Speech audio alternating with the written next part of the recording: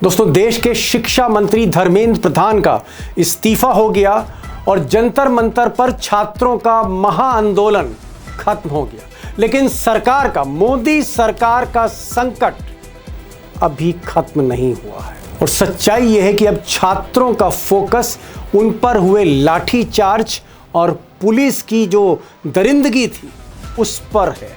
और इसलिए अमित शाह, गृह मंत्री अमित शाह की घेराबंदी तेज हो रही है। The first thing is that we hold Mr. Amit Shah directly responsible for the violence that has taken place against our students. He authorized the shooting of our students. अब राहुल गांधी कह रहे हैं कि हम हिंसा के लिए, छात्रों पर हिंसा के लिए सीधे तौर पर जिम्मेदार अमित शाह को मानते हैं, क्योंकि शाह के आदेश पर ही पैलेट गन यानी छर्रे वाली जो कारतूस थे वो छात्रों पर दागे गए थे। चौंकाने वाली बात यह है कि दिल्ली में तो सिर्फ पैलेट गन चली, आंसू गैस के गोले दागे गए, लेकिन दोस्तों बिहार में तो सारी हदें पुलिस ने लांघ दी। उस बिहार में जहां अमित शाह के चेले, सबसे खास आदमी सम्राट चौधरी मुख्यमंत्री, और सम्राट चौधरी के राज में पिछले 3 दिनों में बिहार की सड़कों पर छात्रों के साथ जो कुछ हुआ है कल्पना से परे है। मिसाल के तौर पर बिहार के जहानाबाद में जब छात्र सड़कों पर आ गए, बहुत जिम्मेदारी से कह रहा हूं कि पुलिस ने राइफलों से गोली चलाई, रिवॉल्वर से गोली चली है, राइफलों से गोली चली है, और इस तरह के वीडियो सोशल मीडिया पर वायरल हो रहे हैं।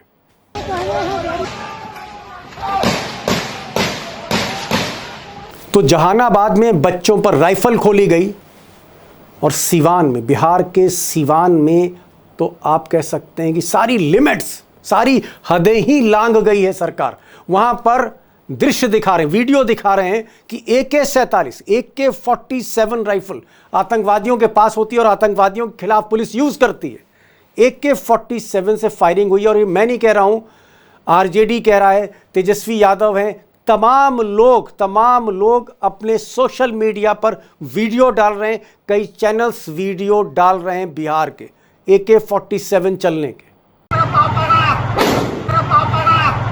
और सवाल यह है कि बिहार का ये जो राज्य, डबल इंजन का राज्य, जिसका रिमोट मोदी और शाह के हाथ में, अगर यहां पर छात्रों पर जुल्म ढाया जाता है, गोलियां चलती हैं, तो इसका गुनहगार कौन है और इस पर क्या कार्रवाई होगी? उधर दिल्ली में धर्मेंद्र प्रधान के इस्तीफे के बाद फाइनल टॉक्स हुई जंतर मंतर से थोड़ी दूर पर कॉन्स्टिट्यूशन क्लब में। नरेंद्र मोदी की तरफ से JP नड्डा और जितेंद्र सिंह 2 मंत्री थे। उधर कॉकरोच जनता पार्टी छात्रों की तरफ से आशुतोष रानका और सौरभ दास 2 नेता थे।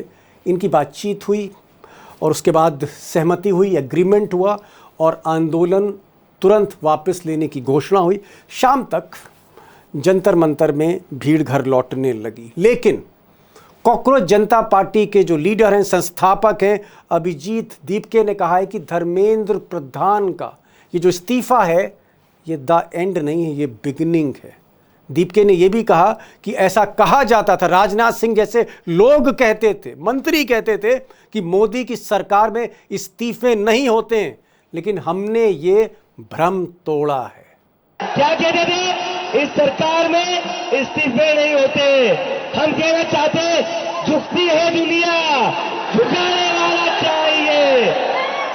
अब दोस्तों, राहुल गांधी और विपक्ष के कई नेताओं का कहना है कि जो पेपर लीक था ये तो एक कलंक था, लेकिन असली जो दुर्दांत कथा लिखी गई है वो 20 जुलाई को दिल्ली में लिखी गई, जहां पैलेट गन्स, आंसू गैस के गोले और अत्याचार हुआ है बच्चों के साथ, बच्चियों के साथ। और इसके सीधे तौर पर जिम्मेदार गृह मंत्री अमित शाह हैं, जिनके अंडर में, सीधे उनके अंडर में दिल्ली पुलिस आती है। उन्होंने पुलिस कमिश्नर बदला, वही CRPF लेके आए, वही रैपिड एक्शन फोर्स लेके आए, उन्होंने बख्तरबंद गाड़ियां बुलवाई और उन्हीं के आदेश पर ये नंगा नाच दिल्ली की सड़कों पर बच्चों के साथ खेला गया है। और इसलिए सोमवार को जब संसद खुलेगी तो असली घेराबंदी, असली इशू अमित शाह होंगे। राहुल गांधी का कहना है, विपक्ष का कहना है। और यहीं से दोस्तों 2 बड़े सवाल हैं। पहला सवाल यह है कि जंतर मंतर में आज जिस तरह से आंदोलन खत्म हुआ, धर्मेंद्र प्रधान के इस्तीफे के बाद, क्या देश भर में जो आंदोलन चल रहे हैं, कलकत्ता में, बिहार में, उत्तर प्रदेश में, मध्य प्रदेश में, राजस्थान में, इवन गुजरात में, महाराष्ट्र में, बेंगलोर में, हैदराबाद में, ये जो आंदोलन चल रहे हैं छात्रों के या जेन जी के, ये कैसे ख़त्म होंगे? या ये भी ख़त्म हो जाएंगे और अभिजीत दीपके की जो लीडरशिप है उसको सब मानेंगे? ये देखना होगा कि ख़त्म होते हैं कि नहीं होते हैं। और दूसरा सवाल, सोमवार को जब संसद शुरू होगी तो क्या अगला टारगेट मोदी जी के चाणक्य हैं, गृह मंत्री हैं? अब दोस्तों, दोनों ही सवाल बहुत अहम हैं, मुश्किल भी हैं, और इसलिए आज दो खास मेहमान हैं, दोनों ही एक्सपर्ट्स हैं, सीजन्ड हैं, सीनियर हैं, दुनियादारी मोदीदारी सब समझते हैं। संसद के अंदर क्या हो रहा है, संसद के बाहर क्या, सब समझते हैं। 50-50 बरस का तजुर्बा है दोनों को। विनोद शर्मा है, आज कह सकते हैं आज की तारीख में टॉप मोस्ट पॉलिटिकल वॉइस हैं, जो कुछ बोलती है हिम्मत करके मोदी और उनकी सरकार के खिलाफ। विनोद शर्मा जी को ज़रूर सुनिएगा। और साथ में प्रोफेसर स्वामी हैं, जो जेनजी भी समझते हैं, छात्रों को भी समझते हैं, मोदी के मिजाज को भी समझते हैं। प्रोफेसर साहब, राहुल गांधी ने कहा है कि ठीक है, ये अच्छी बात है कि छात्रों की मांगें मान ली गई हैं, धर्मेंद्र प्रधान का इस्तीफा है, उन्हें खुशी है, उन्हें गर्व है देश के नौजवानों पर, जेनजी पर, लेकिन उनकी लड़ाई अभी खत्म नहीं हुई, बल्कि उनकी लड़ाई अब शुरू होती है। और पार्लियामेंट में हम अब अमित शाह का घेराव करेंगे, क्योंकि इस हिंसा के लिए, छात्रों पर हिंसा के लिए अमित शाह जो हैं वो जिम्मेदार हैं। और अमित शाह के कहने पे ही पैलेट गन चली, लाठीचार्ज हुई, आंसू गैस के गोले छोड़े गए। दीपक जी, देखिए, अगर आपके इस कार्यक्रम को जेनजी देख रहे हैं और देखेंगे, मैं उनसे एक निवेदन करना चाहता हूं, राहुल गांधी से भी निवेदन करना चाहता हूं, जेनजी से भी निवेदन करना चाहता हूं। देखिए, ऑफेंसेस दो प्रकार के होते हैं, एक सिविल ऑफेंस होता है, क्रिमिनल ऑफेंस होता है। सिविल ऑफेंस में आप जानते हैं लंबा समय लगता है, न्यायालय भी बहुत सीरियसली नहीं लेता है और सालों साल केस चलता है और दंड भी कम होता है। और एक होता है क्रिमिनल ऑफेंस, और क्रिमिनल ऑफेंस में दंड भी जल्दी होता है, ज्यादा होता है और गंभीर होता है। देखिए, जो धर्मेंद्र प्रधान का अपराध था वो सिविल ऑफेंस था, जो अमित शाह ने किया है वो क्रिमिनल ऑफेंस है। अच्छा, अब प्रश्न ये उठता है कि जैसे मान लीजिए, बेनिफिट ऑफ डाउट हम दे सकते हैं कि अमित शाह ने नहीं आदेश दिया और पुलिस अधिकारियों ने अति उत्साह में ये उद्दंडता की और हमारे बच्चों को पीटा और मारा। लेकिन अगर अमित शाह के दिल साफ होता, उनकी आत्मा साफ होती, और अगर उन्होंने देखा कि एसएचओ लड़की के साथ दुर्व्यवहार कर रहा है, जिस तरह उसने डंडा किया और जिस तरह सिर पे एक लड़की के मारा और एक लड़की आईसीयू में चली गई, पैलेट गन चलवाए, तो अगर अमित शाह इसमें कॉन्स्पिरेटर न होते तो उन लोगों को दंड देते। अगर आप उनको दंड नहीं दे रहे हैं और बच्चों को उसके बाद भी पीट रहे हैं, क्योंकि आज भी जंतर मंतर में डिस्पर्स होने के बाद भी बच्चों के साथ दुर्व्यवहार हुआ है, इसका मतलब यह है कि आप हमारे बच्चों को, हमारी नेक्स्ट जनरेशन को, हमारे देश के भविष्य को पहले भी आपने पीटा है। तो अभी इस बात का तो हिसाब हो गया जो पेपर लीक हुआ, चलिए धर्मेंद्र प्रधान का इस्तीफा हो गया, हिसाब हो गया। लेकिन जो 20 तारीख को हिंसा हुई और एक तरफा हिंसा हुई, नकाब पहने हुए लोगों ने, गुंडों ने, जिन्होंने मारा, उनके फोटो सामने दिख रहे हैं, वीडियो में दिख रहे हैं, फोटोग्राफ, उन पे एक्शन क्या हुआ, उनको आइडेंटिफाई करके उनको क्या दंड मिला। जिन पुलिस अधिकारियों ने गुंडागर्दी की और बच्चों को मारा है, और स्विगी और जोमेटो का आपने क्यों ऑर्डर बंद किया, लोगों को भूखा मारने की कॉन्स्पिरेसी क्यों की, तो मैं तो कहता हूं सिविल ऑफेंस जो हुआ था धर्मेंद्र प्रधान का, उसका उन्हें दंड मिल गया। लेकिन जो क्रिमिनल ऑफेंस है उसका दंड अमित शाह को मिलना चाहिए। ये बच्चों को भी इंश्योर करना चाहिए, घर वापस चले जाएं, लेकिन ये इंश्योर करें कि उनको दंड मिले। विनोद जी, धर्मेंद्र प्रधान को सिविल ऑफेंस की सजा मिल गई, उनका इस्तीफा हो गया, लेकिन असली जो गुनाहगार हैं, राहुल गांधी भी कह रहे हैं, प्रोफेसर साहब भी कह रहे हैं कि वो अमित शाह हैं। अमित शाह के कहने पर ही उनकी सीआरपीएफ, उनकी रैपिड एक्शन फोर्स और दिल्ली पुलिस, इसने लाठीचार्ज करी और पैलेट गन्स चले पहली बार दिल्ली में बच्चों पर। तो अमित शाह का अब अगला नंबर हो, उनसे भी इस्तीफे की मांग। और ये बात आज राहुल गांधी ने कह दी है कि उनका जो अगला आंदोलन है वो अमित शाह को लेकर है, जब सोमवार को दोबारा संसद खुलेगी। देखिए दीपक, बात यह है कि with all respect to professor, मैं इसको डिफरेंटली एक्सप्लेन करूंगा। देखिए, ऐसा है कि पॉलिटिकल अकाउंटेबिलिटी तय हो गई धर्मेंद्र प्रधान की। मिनिस्ट्रियल लेवल पे पॉलिटिकल अकाउंटेबिलिटी बनती है, उसको क्रिमिनल या सिविल में डिवाइड करना उचित नहीं होता। पॉलिटिकल अकाउंटेबिलिटी तो उसकी सीट होनी पड़ेगी, अमित शाह की भी, जैसे धर्मेंद्र प्रधान की हुई है, उसका मुख्य कारण यह है कि अगर आपको याद हो कि दिल्ली पुलिस के नेतृत्व में परिवर्तन हुआ एक हफ्ता पहले, और उनकी जगह पर इंटेलिजेंस ब्यूरो का एक अफसर नियुक्त किया गया जो कि माननीय गृह मंत्री का हैंड पिक्ड ऑफिसर था, और वो उसके तत्वावधान में, उसकी लीडरशिप में पुलिस ने एक्सेसिस कमिट की। फाइनल अकाउंटेबिलिटी तो पुलिस लेवल पे तो कमिश्नर की हो जाएगी, और उनकी जो नियुक्ति हुई वो नेचुरली अमित शाह जी के निर्देश पे हुई, क्योंकि Amit Shah is in charge of law and order in Delhi. Delhi union territory है, इट्स अ क्वाज़ी स्टेट, जी। It's not a full state. तो पॉलिटिकल अकाउंटेबिलिटी तो तय करनी पड़ेगी अमित शाह जी की भी, क्योंकि अगर बच्चे ये मांग रहे हैं कि अफसरों ने जो किया उनकी अकाउंटेबिलिटी होनी चाहिए, तो अगर एक्सेस एक्शन की अकाउंटेबिलिटी अफसरों पे लगाई जाएगी तो अफसर तो किसी निर्देश पे ही काम करता है ना। अब वहां पर प्लेन क्लोथ्स में जो लोग लगे हुए थे, प्रत्यक्ष रूप से पुलिस वाले थे, डंडा हाथ में लिए थे, या कोई और लोग थे, उनकी वहां पर जो प्रेजेंस थी वो ह्यूजली क्वेश्चनेबल थी।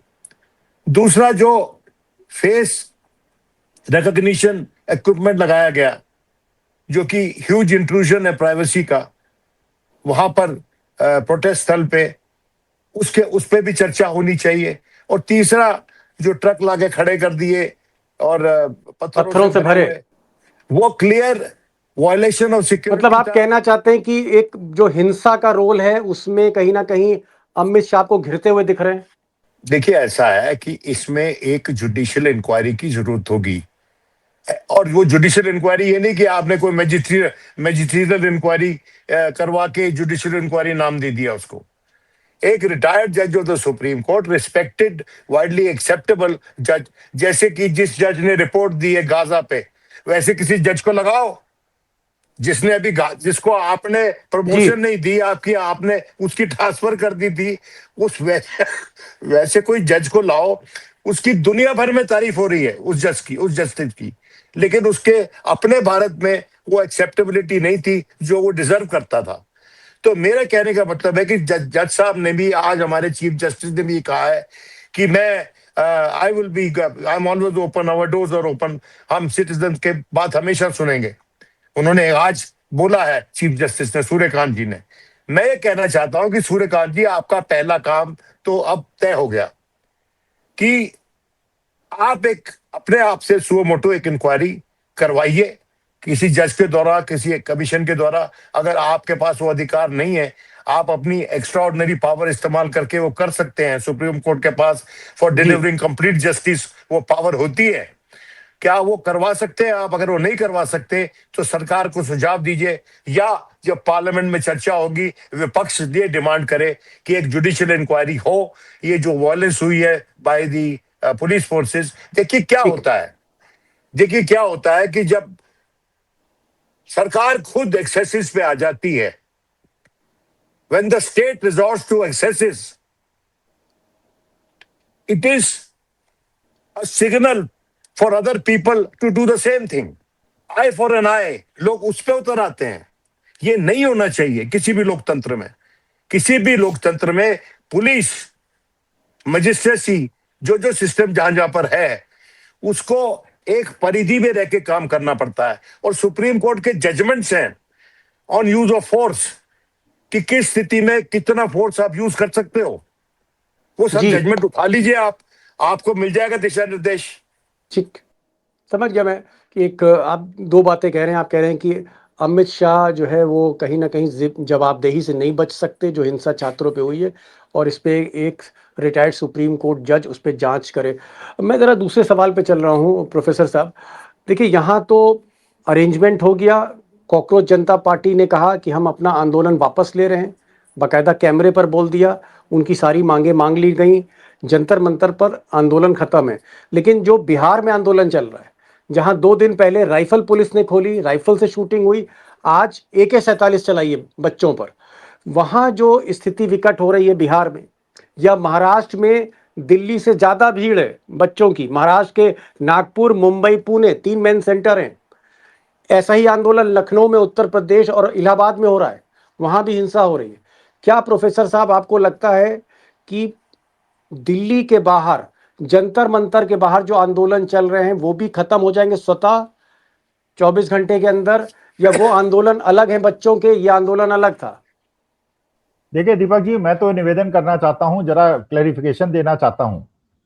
जब ये मान लीजिए बच्चों की तरफ से कुछ वार हुआ और पुलिस वालों ने खुलेआम वीडियो और फोटोग्राफ में दिख रहा है कि उन्होंने कीलें लगा के बच्चों को मारा और करंट लगा के मारा, भाई इसमें जुडिशियल इंक्वायरी का क्या मकसद है? फोटोग्राफ है, वीडियो है, प्रूफ है, एफआईआर लिखी है उन पुलिस अधिकारियों के खिलाफ, उन लोगों के जिनके नकाब उतरे हुए हैं और जो हेलमेट लगाए हुए हैं, जिनकी पुलिस की ड्रेस नहीं है और डंडे मारते हुए दिख रहे हैं, करंट लगाते हुए दिख रहे हैं, उन पे एफआईआर लिखी है। इसमें जुडिशियल इंक्वायरी, बच्चों पे एफआईआर लिखते समय तो आपने जुडिशियल इंक्वायरी नहीं की, बच्चों पे तो आपने एफआईआर लिख दी, उनको दोषी बना दिया, उनके जीवन कैरियर को बर्बाद कर दिया, उनको टेंशन में ले लिया। और पुलिस वाले अगर बिना ड्रेस के और बिना अपने अधिकार क्षेत्र से बाहर जाके पैलेट गन छोड़ते हैं और हमारे बच्चों को आहत करते हैं, उनकी आंखें फोड़ते हैं, तो उसके लिए जुडिशियल इंक्वायरी की जरूरत है। अरे file FIR against them, number 1। Number 2, देखिए ये आंदोलन जो है, जो ये 20 तारीख को कांड हुआ है, जो 20 तारीख को एक्सेसेस हुई हैं, और इसके विरोध में मुंबई के अंदर, कलकत्ता के अंदर, पटना के अंदर, पुणे के अंदर, नागपुर के अंदर, जोधपुर के अंदर, पटियाला के अंदर, हर जगह ये आंदोलन हुआ है। तो प्रश्न है, ये जो सोशल एक अनरेस्ट, आपने पब्लिक अनरेस्ट पैदा किया है, इसका दोषी कौन है? भाई अगर मान लीजिए धर्मेंद्र प्रधान का इस्तीफा 1 महीने पहले आप ले लेते, तो ये इस सिचुएशन में लाने का दोषी कौन है? बच्चे दोषी हैं, बच्चे तो चुपचाप बैठे हुए थे। 20 तारीख तक तो उन्होंने हाथ नहीं उठाया था। 20 तारीख को आपने एक्सेसेस की, उनको मारा, उनको पीटा, उनके खाने बंद कर दिए, उनकी खाल उधेड़ दी। तो क्या वो आंदोलन बंद होंगे बाहर के, नहीं, दिल्ली के बाहर क्या?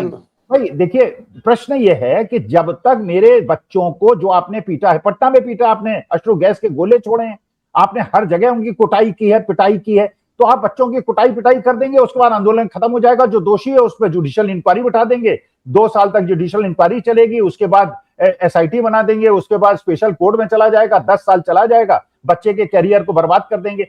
देखिए हमें तो तुरंत, जैसे आपने बच्चों पे तुरंत, तो मैं तो ये मानता हूं कि जो देश भर में ये आंदोलन फैला है और बच्चों ने कष्ट सहा है, इसका दोषी केवल सरकार है और सरकार को इसका दंड भुगतना चाहिए। ये कोई तरीका थोड़ी है मैं आप पे एफआईआर दर्ज करा दूं, भी वापस करके कंप्रोमाइज कर लेते हैं। भाई आपने कोई गलत काम किया नहीं, मैं आप पे एफआईआर लेके वापस करके कंप्रोमाइज कर लूं और जो मैंने गुंडाई की उसका कोई दंड मुझे ना मिले। नहीं विनोद जी, बहुत बहुत बहुत गंभीर सवाल एक उठा रहा हूं मैं। बिहार में जहानाबाद में पुलिस ने राइफल से गोलियां चलाई हैं। दिल्ली में छर्रे वाली बंदूक चली थी, वहां पुलिस की राइफल से गोली जहानाबाद में चली। उसकी फुटेज, उसकी सारे के सारे वीडियोस इस वक्त हमारे पास भी हैं और सोशल मीडिया पे चल रहे हैं। और आज अति तब हुई जब बिहार में पुलिस वालों ने वर्दी में AK-47 से फायरिंग करी। AK-47 राइफल से फायरिंग हुई है। AK-47 चल रही है स्टूडेंट्स पर, राइफल चल रही है। मुख्यमंत्री का एक शब्द अभी तक नहीं आया है सम्राट चौधरी का। अरे भाई, मुख्यमंत्री ने स्वयं से थोड़ी किया होगा। ये जो मुख्यमंत्री आप बात बात कह रहे हैं, मुख्यमंत्री तो प्यादे हैं, दे आर पपेट्स। कई मुख्यमंत्रियों को तो नाम भी नहीं है मैं पता, इस वाले के, बिहार वाले का पता है, क्योंकि इसके पिता को भी जानते थे हम। तो सम्राट चौधरी के पीछे कौन है? अरे भाई पीछे कोई नहीं, इसके ये पीछे लगे हुए केंद्र की शर्त। देखिए मेरी बात समझ लीजिए आप, states are being run through proxies by the centre. मतलब अमित शाह चला रहे हैं। ये बीजेपी आरएसएस का सिस्टम यही है। अगर आप खुद मुख्तार मानते हैं किसी भी मुख्यमंत्री को, तो आप गलती कर रहे हैं। या तो लेकिन विनोद जी, बच्चों पर AK-47, देखिए अगर AK-47, मेरे पास ये इन्फॉर्मेशन नहीं है, अगर आपके पास मेरे पास है, आप स्क्रीन पर देखिए, AK-47 चल रही है, फुटेज है हमारे पास जी। AK-47 अगर चली है तो हताहत हुए लोग, मरे हैं लोग क्या वहां? नहीं, मरे नहीं है वो तो भी जानकारी, लेकिन चल रही है, फायर कर रहे हैं। AK-47 अगर फायर हुई है, then there has to be a supportive evidence of casualties। ये हवा में फायर हुई है, कहां हुई है? ये मैं डराने के लिए। ये हाँ, तो फिर बाई एयर में फायर हुआ ना, AK-47 का हवा में चला दिया, तो ये जो केस बदल जाता है। हमारे पास मेरे पास पर्याप्त जानकारी नहीं है, तो उसमें मैं अपनी विवेचना नहीं दे सकता दीपक जी। लेकिन मैं इतना कहना चाहता हूं कि जहां जहां पुलिस की एक्सेसेस हुई हैं, उस सब पे एक जुडिशियल कमीशन बने ना। ठीक, ऑल ठीक है, police excesses point well relating to taken. The student attention, एक बस जुडिशियल कमीशन बने, और वो जुडिशियल कमीशन एक ऐसे जज के तहत हो, वो वैसा ईमानदार जज हो जिसने गाजा पे जाके रिपोर्ट लिखी यूएन के तत्वावधान में, और तमाम दुनिया में वाहवाही हो रही है उसकी। ठीक वो है, हमारा जज है। एक मिनट का वक्त है मेरे पास दोनों मेहमानों के लिए। 1 मिनट में प्रोफेसर साहब को दूंगा, फिर विनोद जी को दूंगा। ये बताइए प्रोफेसर साहब, मोदी का झुकना, मोदी का टूटना, अहंकार का टूटना, क्या आपको लगता है कि ये बिगनिंग है? मोदी जिस तरह से आज झुके हैं, 12 साल में पहली बार झुककर इस्तीफा मांगा है। 2 दिन से रील बना रहे थे बच्चों के लिए। क्या आपको लगता है कि नरेंद्र मोदी एक कमजोर जमीन पर आपको खड़े दिखाई देते हैं आज की तारीख में, प्रोफेसर साहब? देखिए दीपक जी, पहली बात तो यह है कि जो मिथ बनाया गया था कि इनके पास एक चाणक्य है और इनके पास ऐसा प्रभामंडल है जो झुकता नहीं और टूटता नहीं, वो मिथ आज टूट गया। और ये मिथ टूटना बहुत बड़ी बात है। ये एक गलत फहमी जो लोगों के बीच में और दबंगई बताई गई थी कि हम झुकते नहीं है, और बच्चों को दबा के उनको डराने का प्रयास हुआ था। इसका मतलब यह है कि एक जैसे कहावत है ना, बुढ़िया मर गई उसकी चिंता नहीं, मौत ने रास्ता देख लिया। अब घर लोगों में का डर, जो राहुल गांधी ने कहा था ना कि डरो मत, अब लोगों ने कहा डरो मत तो जीत है। अगर डरोगे तो हार है, अगर लड़े तो जीतोगे, हारे अगर नहीं लड़े तो हार जाओगे। ये जो मिथ टूट गया, ये बहुत बड़ी चीज है। और देखिए सीधी सीधी बात है, अगर एफआईआर अगर लिखी जाएगी, अब जस्टिस मुरलीधरन है, जस्टिस मुरलीधरन की जब विदाई हुई उनके कोर्ट से, वहां पे सारे जज, सारे वकील रास्ते में खड़े होकर उनका अभिवादन किया। ऐसे जज साहब हमारे पास हैं, और एफआईआर कराइए, और आप जस्टिस मुरलीधरन को उनकी निगरानी करने का कर्तव्य दे दीजिए हमें, बिल्कुल हम अपनी आंखें बूंद कर उसको मानेंगे। ठीक, देखिए लेकिन ठीक, देखिए एफआईआर बच्चों पे कर देंगे, फिर उसके बाद कंप्रोमाइज कर लेंगे कि एफआईआर की और वापस ले ली, हमने बड़ा एहसान कर दिया तुम पे। बच्चों ने कुछ ठीक। किया ही नहीं, उन पे एफआईआर कर दी। एफआईआर पुलिस वालों पे होनी चाहिए, और अगर सरकार बदल गई उत्तर प्रदेश की 7 महीने के बाद, अगर हमारी देश की जनता ने अच्छा जवाब दे दिया, उसके बाद एफआईआर परसू भी होगी और लोगों को दंड भी मिलेगा। विनोद जी 1 मिनट है क्या? मिस्टर मोदी के खिलाफ ये जो जिस तरह से आंदोलन हुआ, मोदी झुके, जो उनके आप ही ने कहा था मोदी के मिजाज में नहीं झुकना, लेकिन मोदी झुक गए। क्या आपको लगता है कि ये एक शुरुआत है, एक नई शुरुआत है, ये एक टर्निंग पॉइंट है भारत की राजनीति के इतिहास में, जो वर्तमान राजनीति है हमारे, एक टर्निंग दिस पॉइंट इज है आज? This is a liberation of democratic dissent. Please understand, it's a tectonic shift in Indian politics. Liberation of democratic dissent, कहने की आजादी मिल गई, सरकार को क्वेश्चन करने की आजादी मिल गई, लोगों का डर चला गया। और एक बात तो राहुल गांधी ने बड़ी पते की कही कि Modi is past, students are the future of this country, and the past can not fight the present and win. जी, so the past should realize कि इट इज पास्ट। वो एक नौनिहाल का गाना है ना, नौनिहाल आते हैं अर्थी को किनारे कर दो, मैं जहां था इन्हें जाना है वहां से आगे।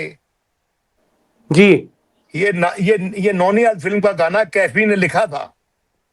आसमां ठीक, इनका, जमीन इनकी, जमाना इनका है कहीं इनके जहां, जहां मेरे जहां से आगे।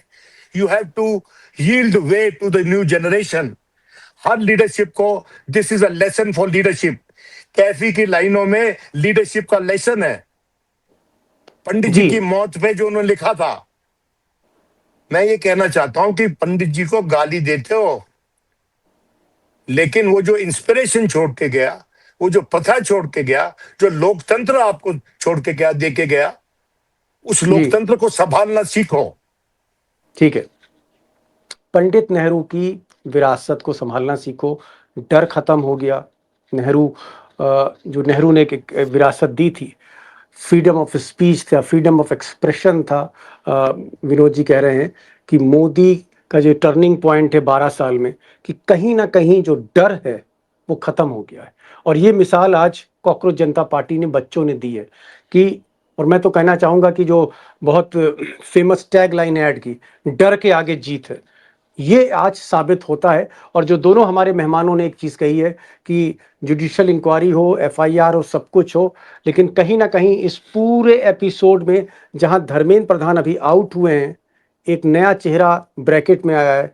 अमित शाह हैं, गृह मंत्री हैं, मोदी के चाणक्य हैं, और आज राहुल गांधी ने कहा है कि सोमवार को जब संसद खुलेगी, हमारा जो मांग है वो अमित शाह पर कार्रवाई करना होगा, क्योंकि जो हिंसा हुई है, जो छर्रे वाली बंदूकें चली हैं, जो जिस तरह से बच्चों को मारा गया है, 200 बच्चे घायल हुए हैं, कुछ की आंख की रोशनी पर असर पड़ा है, इसके जिम्मेदार सिर्फ और सिर्फ अमित शाह हैं। तो आप कह सकते हैं कि धर्मेंद्र प्रधान से ये थोड़ा सा सीन शिफ्ट होते हुए अमित शाह की तरफ जाता हुआ दिख रहा है। बहुत बहुत शुक्रिया प्रोफेसर साहब, आपका बहुत बहुत शुक्रिया। सर आपका भी, आप इस प्रोग्राम में आए, थैंक यू सो मच।